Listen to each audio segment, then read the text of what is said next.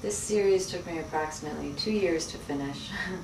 I drew it a few hours a week, sculpting in clay initially, and then casting a mold in plaster, and then a second final piece in a plaster that is almost akin to a stone. So they're actually very, very hard. They are not easy to break, and they're very heavy.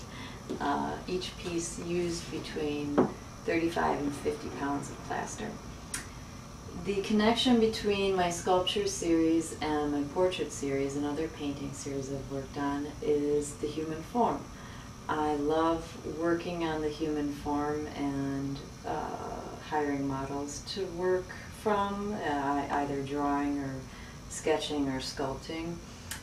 And my interest in the human form is twofold. It's centered upon just being fascinated by the body, and it's also being fascinated by the challenge of rendering the form. As a consequence, each series sort of takes on its own import. The portrait series, I focus really on how the psychological rendering and painting of a portrait could fascinate a viewer. And the particular series for relationships, I focused on the torso.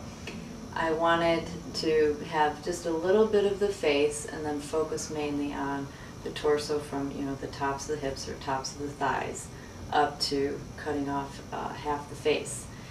And in this way you're really able to zero in, just as you zero in on a portrait on the face, you are able to zero in on just the form. And there's a lot of emotional content. I think what's been lost a lot of times nowadays is that people don't realize in cropping and cutting and only focusing on one part that you're forcing the viewer to also only focus on that one part and see the emotional content and passion and drive.